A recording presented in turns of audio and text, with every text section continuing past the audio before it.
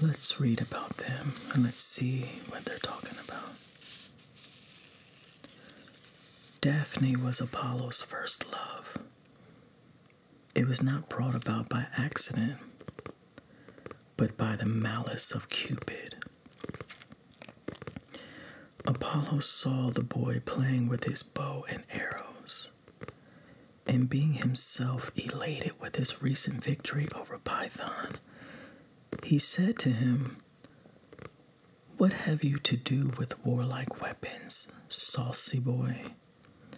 Leave them for hands worthy of them. Behold, the conquest I have won by means of them over the vast serpent who stretched his poisonous body over acres of the plain. Be content with your torch, child, and kindle up your flames, as you call them, where you will, but presume not to meddle with my weapons." Venus's boy heard these words and rejoined, "Your arrows may strike all things else, Apollo, but mine shall strike you." So saying, he took his stand on a rock of Parnassus and drew from his quiver 2 arrows of different workmanship, one to excite love, the other to repel it. The former was of gold and sharp pointed, the latter blunt and tipped with lead.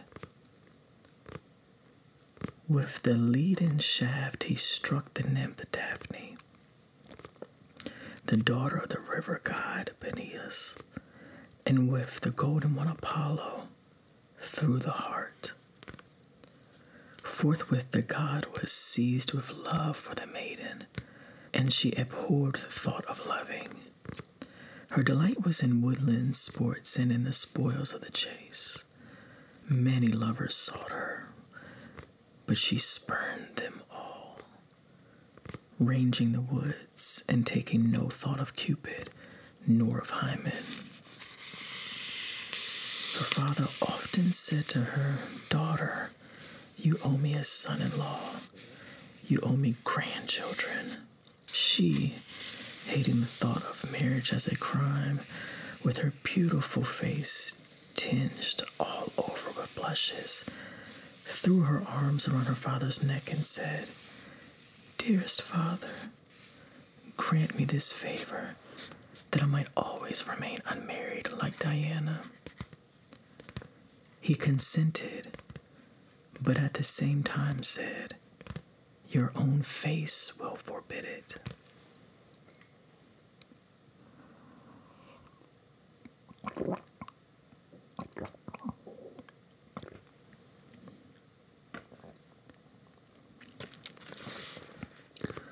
Apollo loved her and longed to obtain her, and he who gives oracles to all the world was not wise enough to look into his own fortunes.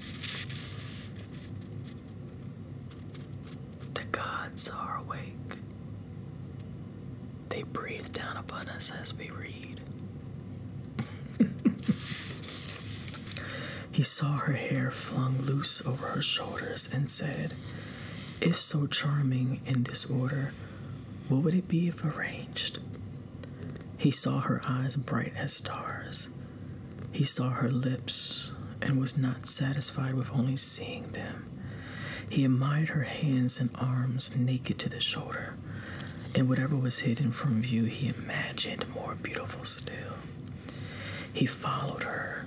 She fled, swifter than the wind, and delayed not a moment at his entreaties.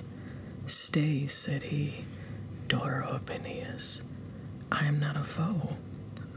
Do not fly me as a lamb flies the wolf, or a dove the hawk. It is for love I pursue you. You make me miserable, for fear you should fall and hurt yourself on these stones, and I should be the cause. Pray run slower, and I will follow slower. I am no clown, no rude peasant.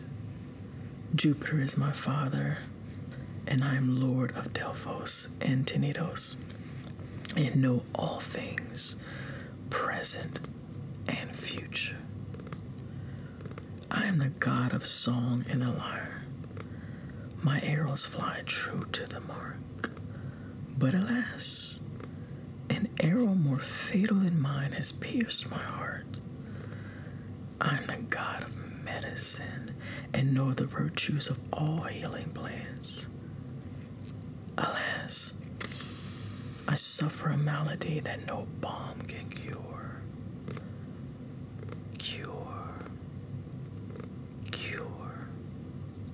The nymph continued her flight and left his plea half uttered. And even as she fled, she charmed him. The wind blew her garments, and her unbound hair streamed loose behind her. The god grew impatient to find his wooings thrown away, and, sped by Cupid, gained upon her in the race. It was like a hound pursuing a hare, with open jaws ready to seize, while the feebler animal darts forward, slipping from the very grasp. So flew the god and the virgin, he on the wings of love, and she on those of fear. The pursuer is the more rapid, however, and gains upon her, and his panting breath blows her hair. Her strength begins to fail, and ready to sink, she calls upon her father, the river god. Help me, Peneus. Open the earth to enclose me, or change my form which has brought me into this danger.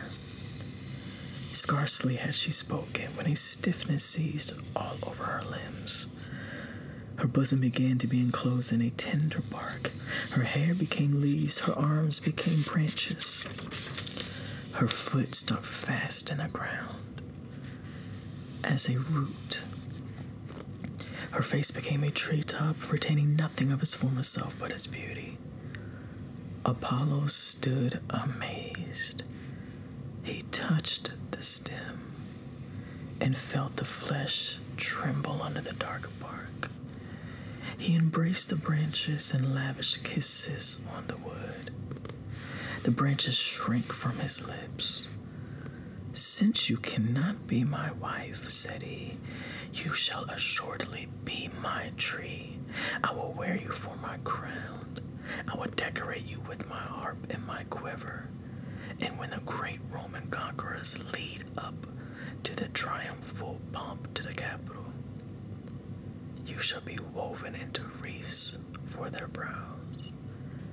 And as eternal youth is mine, you also shall be green, and your leaf know no decay. The nymph, now changed into a laurel tree, bowed its head in grateful acknowledgement.